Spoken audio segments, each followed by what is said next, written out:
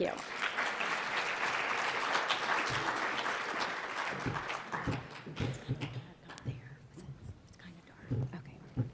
It is dark. Bad eyes. It's amazing to look out there and see so many beautiful faces.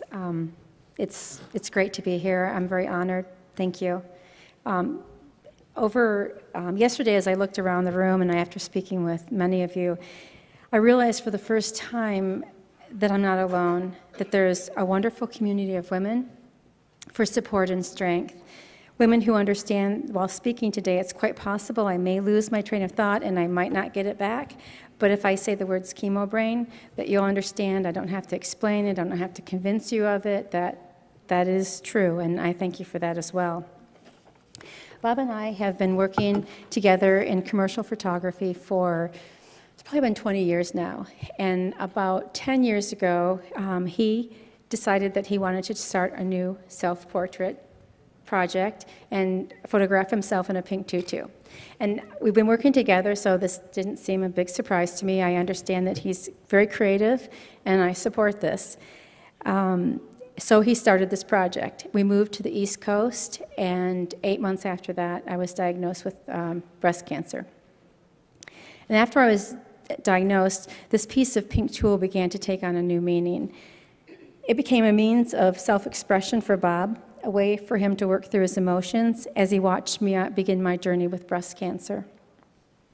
It also became a means for laughter for myself, because going on these photo shoots, I mean, really, in a pink tutu, the entertainment value is fairly high. And you can't forget the crowds watching. It's priceless to see their expressions as they see him. Some people think, what? And other people think, what?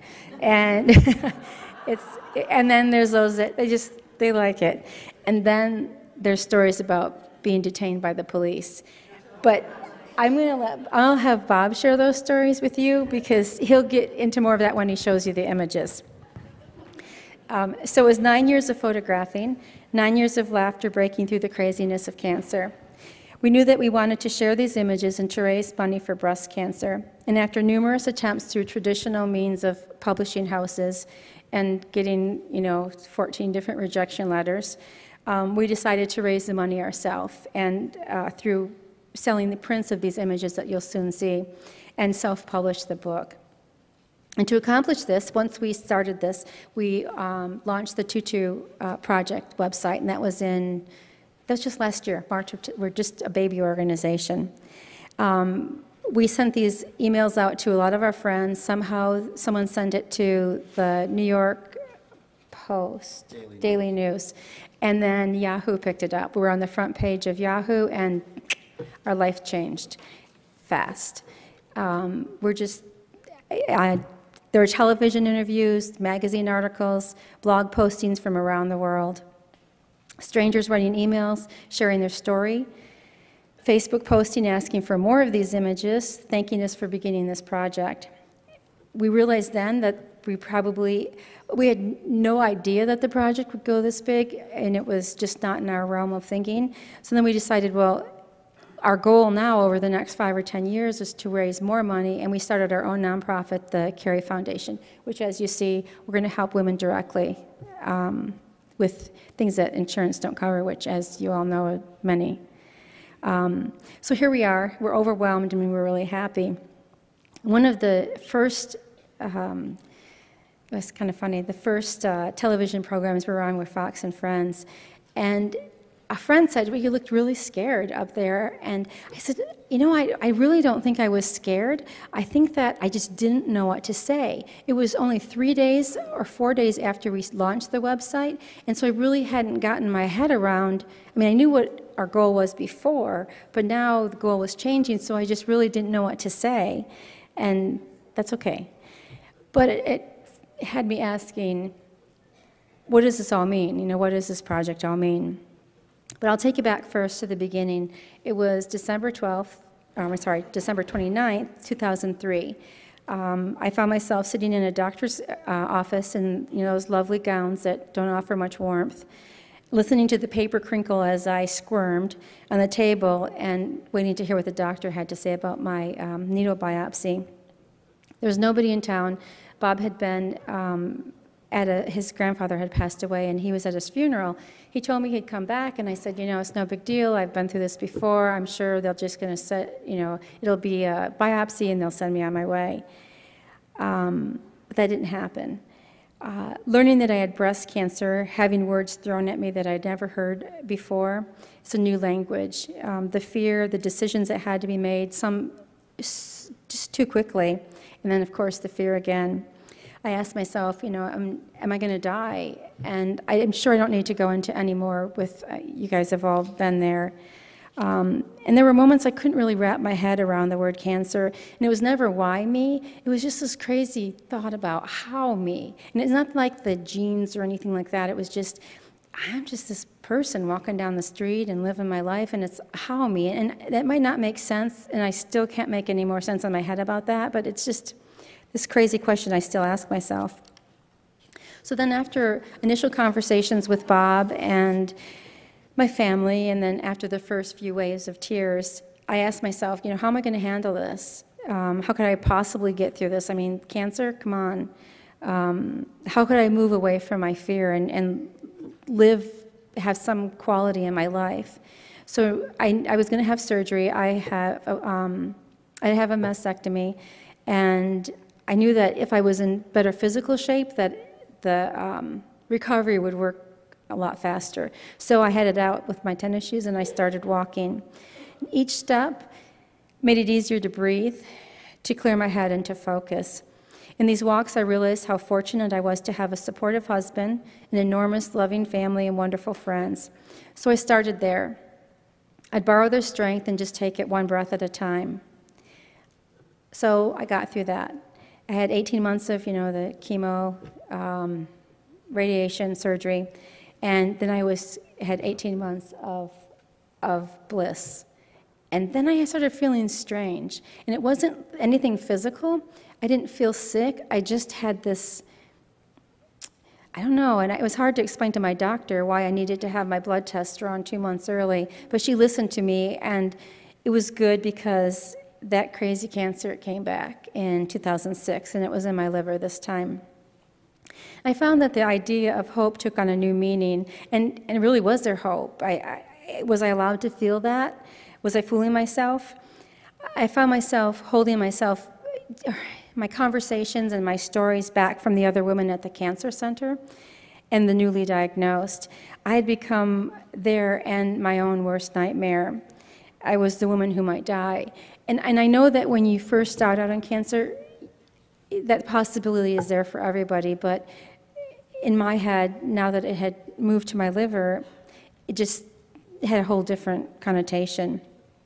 It was scary stuff, and I know that I'm not telling you anything that you don't already know. I found myself yet again asking how I was going to live with this cancer beast. And then, so what did I do? I walked, I wrote, I meditated, I cried. Anytime I needed to, I let myself feel that. I was afraid. And I would be lying to you if I told you that it was easy. Because we know it's not, but I also knew I had a choice to make, and I wanted my life to be as good as possible. I prayed for strength. I prayed for healing, and I understood clearly what my diagnosis meant. And so when I say that I wanted to have a positive attitude, but I also didn't have this, and I think I had kind of a Pollyanna approach the first time I had cancer. That wasn't there anymore. But I knew I wanted to stay in a state of more positive state of mind. I knew it wasn't going to be easy to banish the beast and just live my life.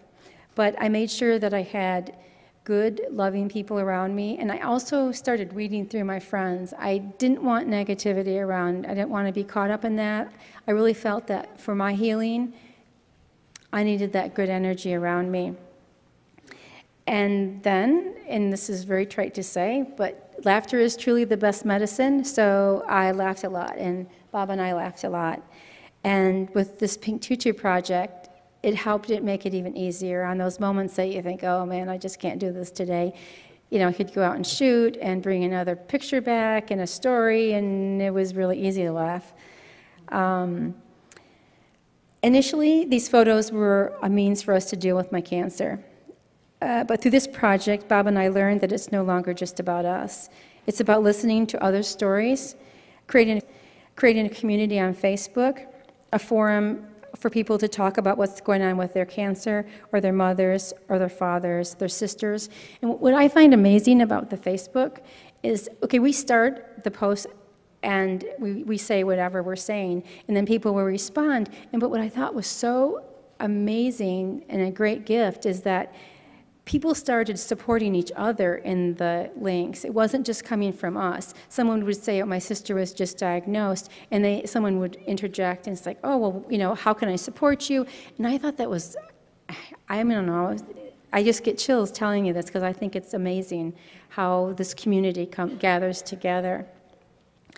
And it was also about the emails. People just want to know that there's someone out there that has a moment to listen, to understand, or just, I don't know, just say that they're not alone. That, I've received so many heartfelt, wonderful emails, and it's helped me as much as I hope that I can help them by getting these. And I hope Bob and I both are providing this for people. And of course, like I mentioned before, above all else, I hope that providing laughter. So, thank you. And at this point, I will turn it over to Bob.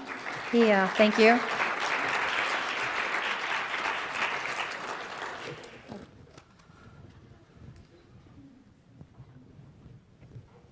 Okay, well, let's see. Is this working? Okay. Because I don't like to stand behind the podium, but I can't go past this white line, so. Is there a light on me still? For the video guys? Is everybody happy? Okay, sorry. First of all, yes, this was about Linda and to make her happy, but in the beginning, it was about me, to be honest. Because I've been photographing myself for 20 years, since 1993. And I lived in Phoenix, Arizona for 42 years and knew that if I was going to do something different in my life, I'd better do it at that point, which was really kind of too late, but it wasn't. So we had a business there we had a studio for 10 years. We had a home, a studio, like family, everything. I decided that I needed to move somewhere else and to have a new experience. And I figured that if it wasn't going to be Paris, it was going to be New York, because New York is like the only place like that in the country. And so we sold everything we had, packed the car. I had this project that I did for Ballet Arizona. It was a pro bono piece that they asked us to do, different photographers, to make a photograph of what we thought ballet was all about. Well, I'd been doing a project for 9 years of me, black and white, in this black and white style, and my mother-in-law made a pink tutu for me, and so we did some different photographs. This was the image, not that they used, but what I used for myself. And is that not working? Hello? Okay, so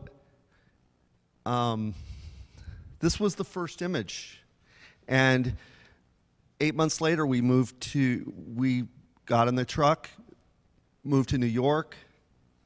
I didn't really know what I was going to do with the tutu. I figured I'm going to photograph myself all over, like all the way there, you know? So we were at my friend's house, and it was like the light wasn't great. It was in Santa Fe. I kind of looked kind of mad. But I just wanted to get on the road and didn't know what it was all about. So we get to New York, and like we moved to Williamsburg, Brooklyn, or Greenpoint, and it was like living on the moon without oxygen compared to Tempe, Arizona. And, you know, took 4 hours to get to Home Depot and shop. And, you know, pigeons flying over your head in the store. So it's a lot different. So here we are in this strange place with so much energy around us, very exciting. I'd been there a lot and had a lot, and did have a lot of friends. Did all the groundwork I thought I needed to do. It's really never enough. And so I made a few more pictures. This was April. Linda was diagnosed in December.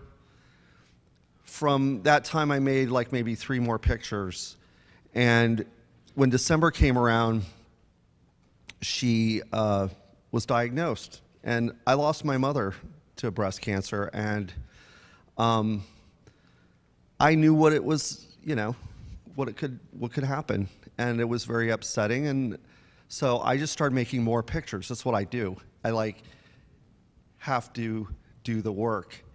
And for me, the tutu or whatever I use to transform myself into something else, it's about vulnerability, putting myself out there. I don't have cancer, but to me, that signifies the vulnerability that everybody has when they're diagnosed. And to me, it's like walking out. Like when I first did this one, I was with my friends, I just stripped down and put the tutu on. I was with my friends, so it didn't matter. And then I started using gray underwear. And then I started using like gray Nike shorts. Now I have pink PE shorts, just so I don't get arrested. I mean, there's a lot to this.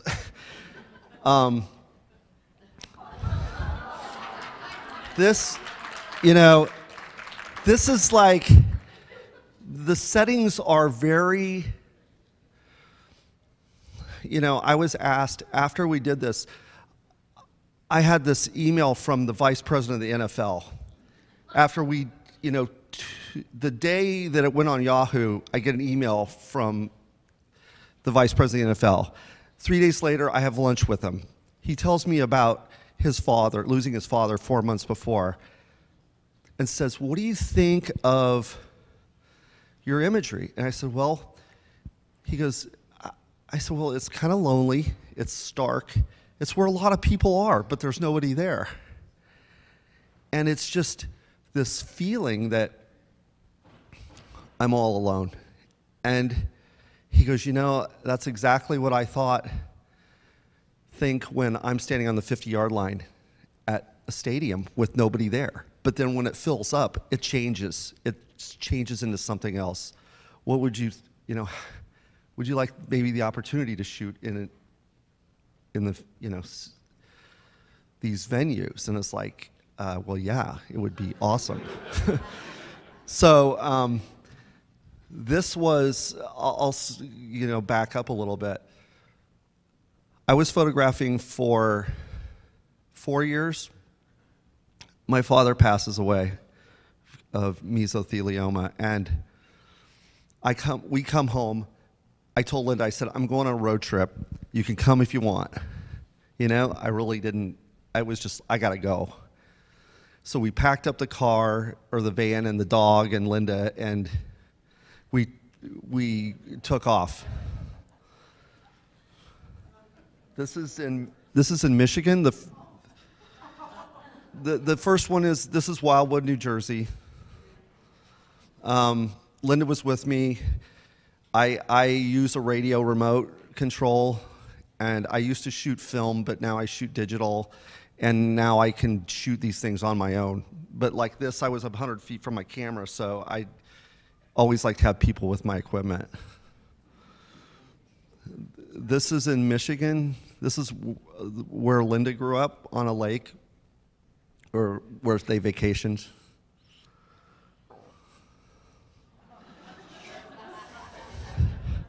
You know, and this is what it's all about for me. It's, you know, people have all different emotions. It's funny, it's sad, it's introspective, I believe. This one was where my dad lived, in this really high-end mobile home park, okay? And he's super conservative and doesn't really agree with a lot of what I did, but he was helping me that day with my assistant, and he was holding the flash, and his friends were walking by behind him, and he goes, "That's my son." It's like, I never thought he would say that. Like, he would be proud of me, because there was so many things he wasn't proud of me for. You know, this was probably the third image I did ever. You know, this was in Coney Island. This is in Arizona, Roosevelt Dam. This was last year.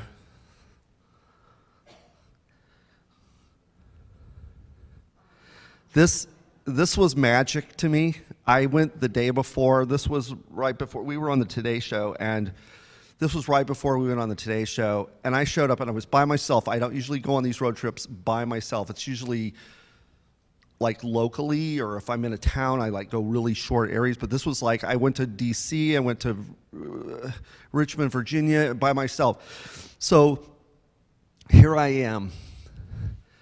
The night before, there was 1,100 people there, and I'm like, I want to do the shot, but I don't want anybody in it. I went up to the police. There were 3 of them, and I showed them what I did. I had my portfolio with me of printed pieces. I had some T-shirts. I told them what it was about and what it was for. They said, "Come back at 3 o'clock in the morning, because nobody's here, and we will make it happen." And so I went out with my friends that night, fell asleep on my friend's sofa. Linda calls me at 4 o'clock in the morning, and I'm an hour late. And I'm like, oh God, I'm late for the police, you know?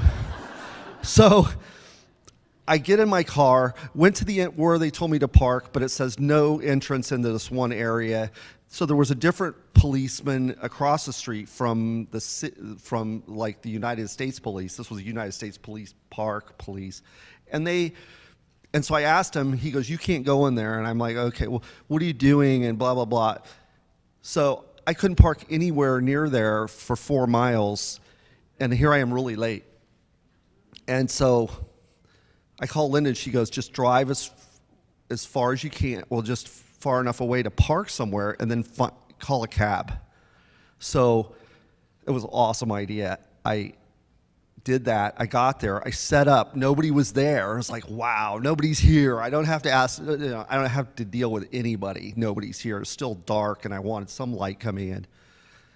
Right before I was shooting, the police come out of the corner of the office, and they're like, "You're late." And I'm like, "I know, I'm really sorry."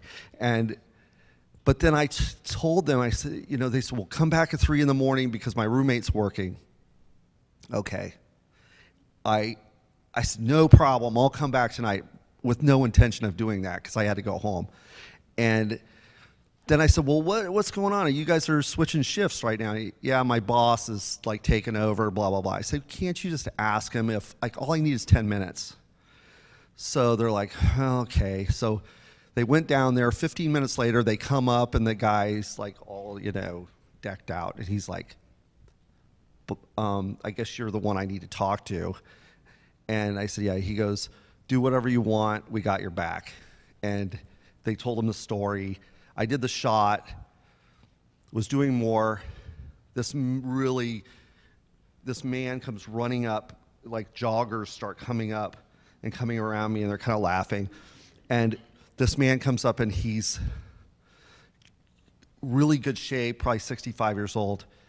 And he kind of chuckles, and I said, "Well, it's for a breast cancer initiative."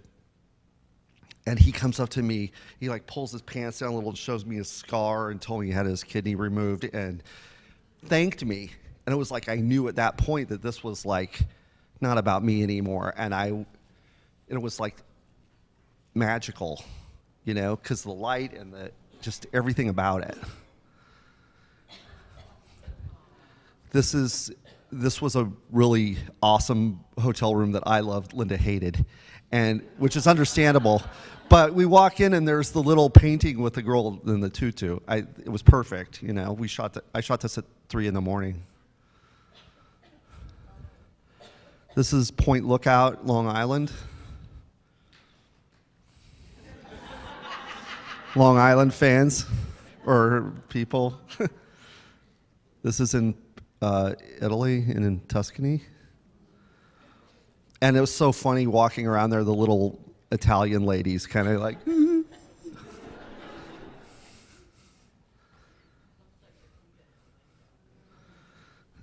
yeah, I do that. So this is an area in India, like between LA and Phoenix. This is in Woodstock. I use a wireless remote, and some of the ones I use are really kind of bad ones. They're not bad, but they're super cheap from China. So I like just put them in my hand, and then I can dive into a pool and I just throw them away. So I buy like 20 at a time because they're like $15 a piece. So it's not, you know, it's pretty reasonable. Coney Island. This is in 2003. This was actually the second image I ever made. Third. This was in Arizona. It was 115 out. I had no cell reception. It was a 40-foot drop. I was really stupid to do this by myself. But I knew I had to do it. And I usually don't shoot in bright light like this, but it looked hot. This was the first image we did, and actually the first digital image I did in Atlantic City. And here I am doing this shot, and there was this on-ramp to the Borgata, and I did take the sign out. So we do the shot, packing up, had just my shorts on, turn around, and there's 5 cop cars. And the cop comes up and he's laughing, and he's like, "So, is there a tutu in that van?" Because I just had my short. I said, "Yeah." And then I hear the dispatcher say, "We have another sighting of ballerina on Borgata Way." And I'm like, it's so funny, you know. It was really funny, and I'm like a little nervous because it's the first time the police approached me. So they wanted their picture taken. They said, "We want a picture with our new Charger, you know, in the car." And then as we were shooting this, the chief pulls up and he gets out of the car and he sees this happening. He's like, "Oh God, you guys have way too much time on your hands." This is in Long Island again, and I climbed a slippery log to get up there, and it was kind of scary. But, you know, and a lot of people are like, "Oh, you're barefooted." And it's like, well, yeah, it's like I don't want, it's not about anything else but the significance of the tutu. And it's not about it being pink. The only reason it was pink is because that's the color that my stepmother used, like, really before this all started, you know. And this all just turned into this thing when Linda was dying. And the reason why we started the Carey Foundation and the Tutu Project was because when Linda was re-diagnosed and went in for treatment, she would take her images, or my images, into the center, and she would show the women, and it made them happy, and it made time fly. And it was like, you know, if we could publish a book so we could put it in every cancer center, maybe it would put a smile on everybody's face. And that's, like, to me, going barefoot, stepping in dried cow pies, and, you know, being in Times Square on my back, you know, it's like no big deal. really, I don't care. I have soap, you know.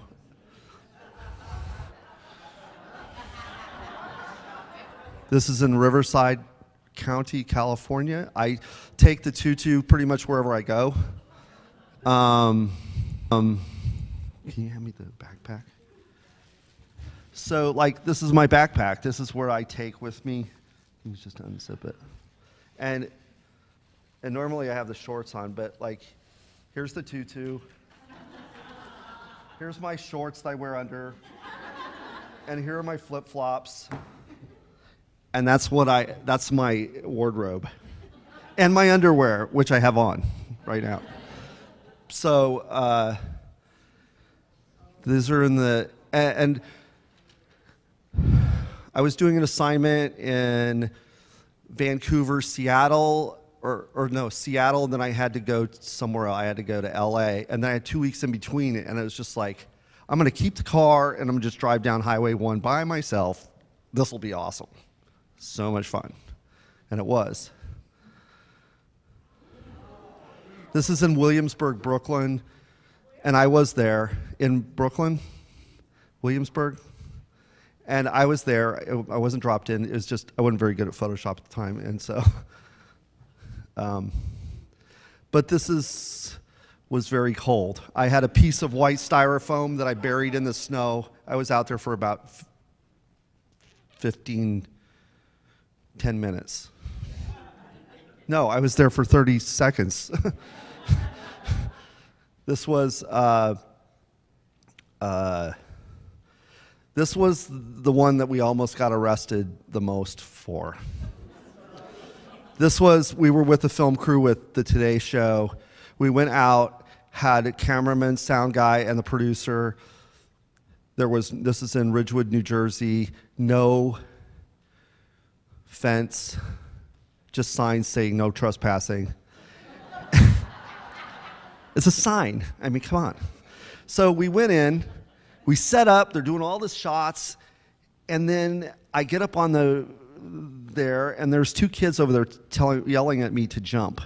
And then I start seeing people gathering outside, and next thing I know, like, I'm getting down, and like all these police are walking towards me, and like I guess 911 like went off the hook that day, and they thought I was going to kill myself. I don't know why, but so we talked. It was interesting because we were with a cameraman and sound guy that had been in Afghanistan 5 times. They said they never had. This is the closest they've ever been to being arrested. Then at the very end, the chief comes up after they let us go because they were talking about fines and how much, what was going to happen to us, and they dropped everything. And the police chief comes up to me, or he comes at the very end. We walk up to the car. The guys from NBC are talking to him, and he goes, "Are you the tutu guy? Are you the ballerina?" And I said, "Yeah." He goes, "You're doing a really good thing, man." And he goes, "My wife had cancer, and she's the most stubborn pain in the ass I've ever seen.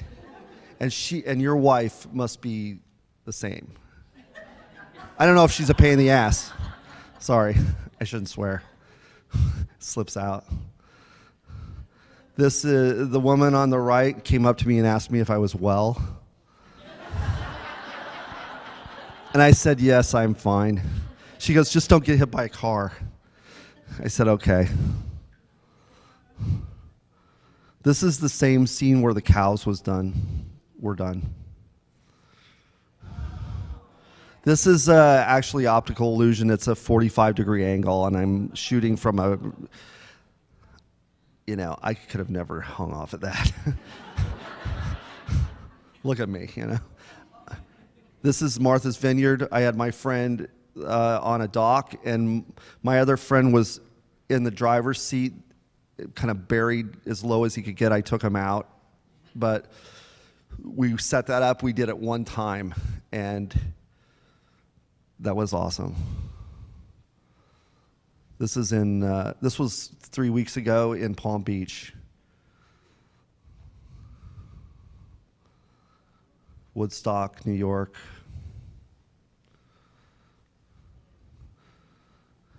I forget the name of the Baker Beach. This is in Long Island again. This is the cover of the book. This is in Prim, Nevada. I almost got washed away by a flash flood. It's not very funny now to think about it. Yet, yes, everything was there. He was there. This is in Palm Beach, somewhere around there. And it's all there. The goose was there. What I do is, I love ripples and water, so I just had a rock in my hands, and I just threw it out, put it down, and shot it. These are in Michigan. This is Rockaway, New York.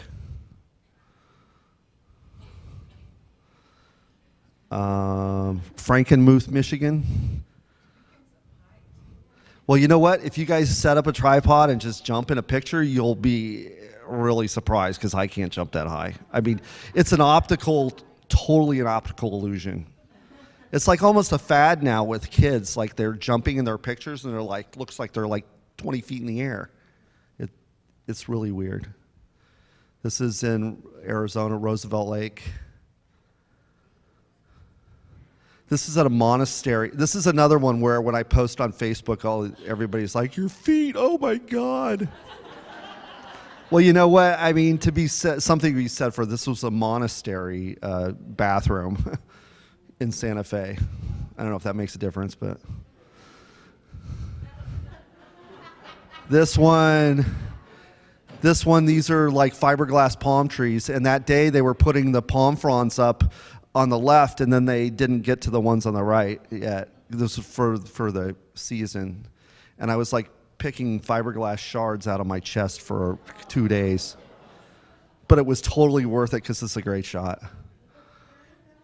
In Wildwood, New Jersey. This is somewhere. New Jersey. It's Newark. And Homeland Security came to this one. I've never had them come to anything before, but they told me that this was the most surveillance of any area in the country because it's where all the containers come out of the boats. It's in Michigan. This is a new one. This is in Colorado. That's a frozen lake. And behind the camera, there were like racing cars on the lake. It was so weird. And it looked so quiet, but it was so loud. And no, I'm not going to jump. I'm on the other side of the bars. Actually, the wall on the other side is a Maricopa County Jail in Phoenix. Courthouse and jail. It's in Newark. And yeah, there are parts of Newark that are pretty, actually. This is 15 degrees. Oh my God. Terrible. It's my favorite part of the country, though. This is in Monument Valley in Utah and Arizona.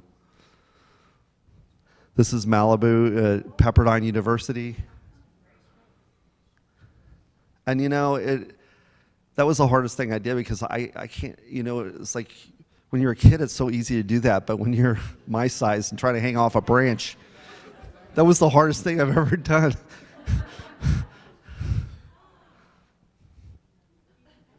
This is Wildwood again.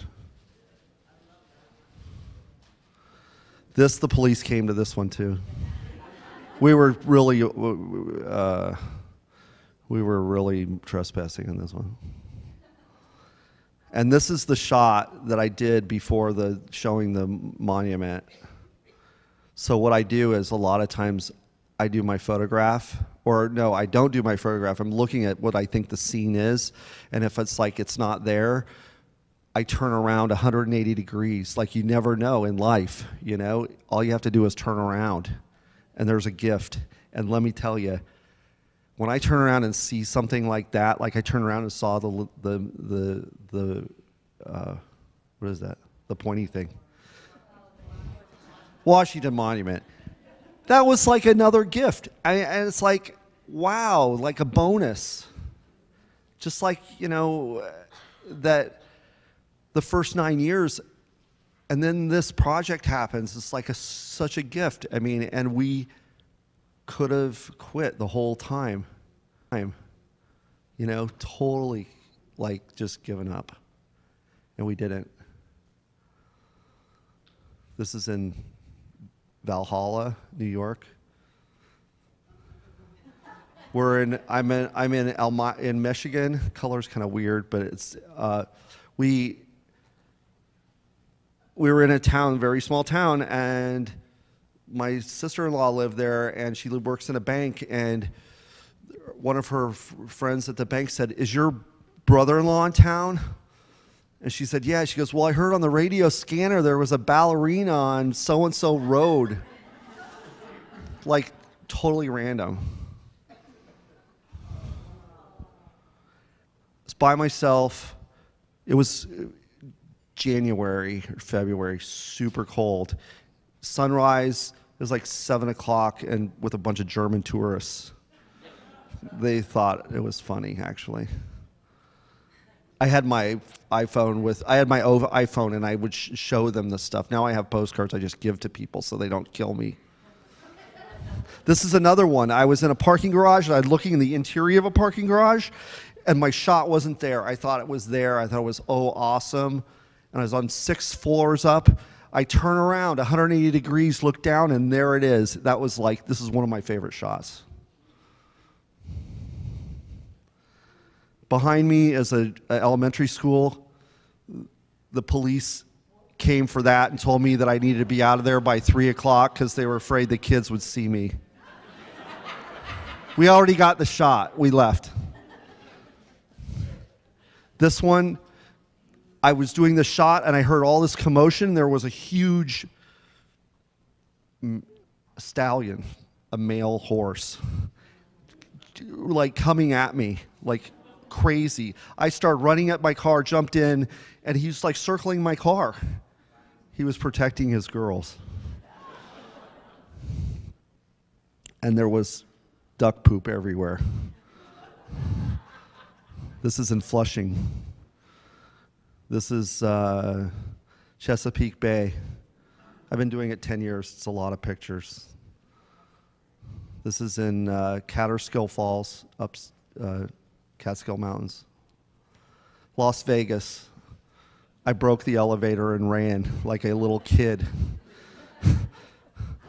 This one, we kind of got permission, but they ended up searching my car with the dogs because they thought I had a bomb or a knife. That was fun. It's by my sister's house in Arizona. Oregon coast. In Brooklyn. And it was all there. I mean, it was empty, and both trains were coming in. It was like magic. This is on the 405 in Los Angeles with garbage. And there's that.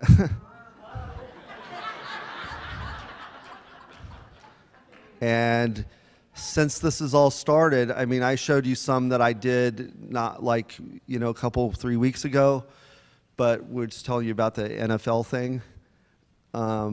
This was magic too. Really amazing. And then my hometown, this was cool too.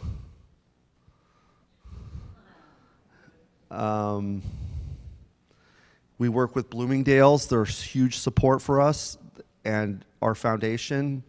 We love them, and we did an image for them. And that's it.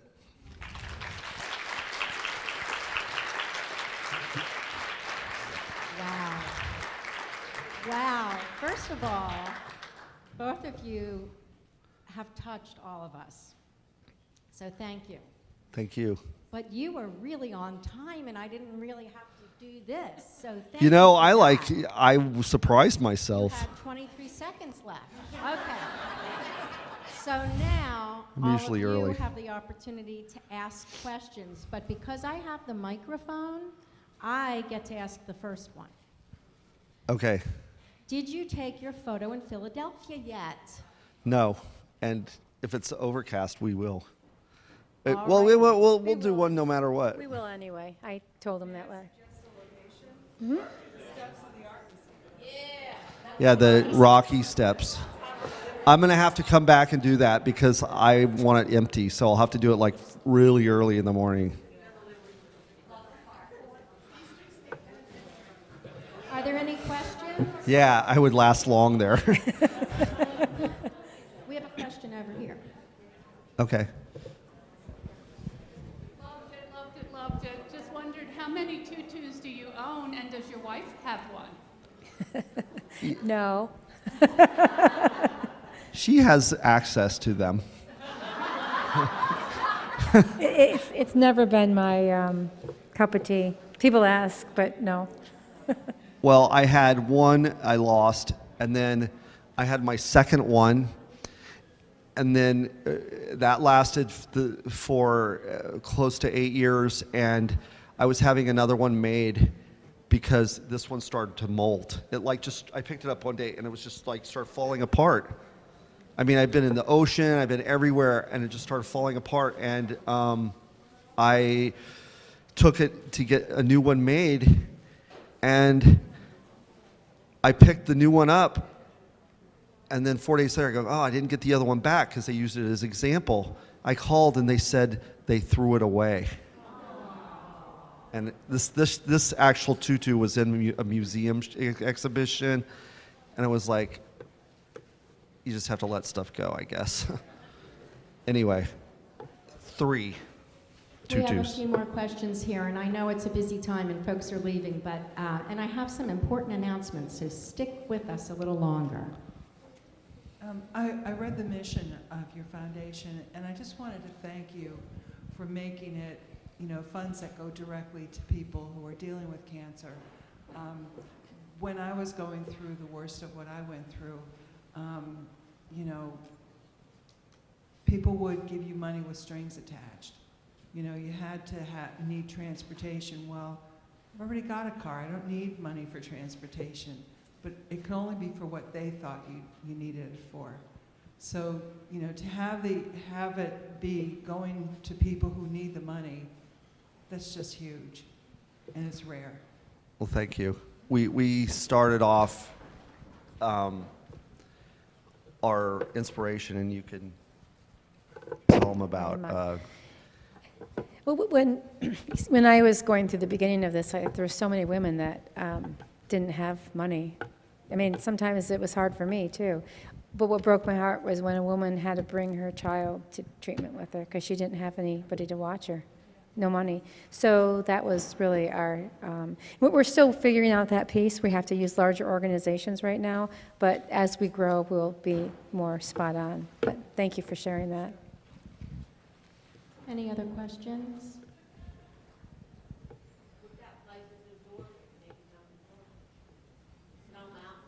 Georgia? I love Georgia. So what I think makes sense is Bob and Linda are doing a book signing at their table for the remainder of the program, which goes up until 1 o'clock. So right now, what I'd like to do is say thank you so much for sharing yourselves Thank you. with us. Thanks for having For us. inspiring us, for making us smile, and I do have to say, I grew up in Wildwood Crest, New Jersey, so thank you. You Well- captured some familiar spots I recognize. Well, That's thank you for awesome. having us. We really appreciate the opportunity. And everything you're doing Thank is you again. awesome. All right, so Linda and Bob are going to get set up for the book signing, and I have some important announcements, so just bear with me a few more minutes. The raffle prizes will be picked in just a few minutes, so you need to be present to win, so please don't walk out. As I mentioned, Bob and Linda will do a book signing. Evaluations will be getting emailed to you later today or tomorrow. And I know many of you who have joined us before have heard it before. We do read each and every one. So please take a little bit of time to complete your evaluation online. Let us know what worked really well, and let us know what you'd like to learn more about next time. We will consider that in our future programming. Also, many of you asked questions because there were so many wonderful sessions all weekend.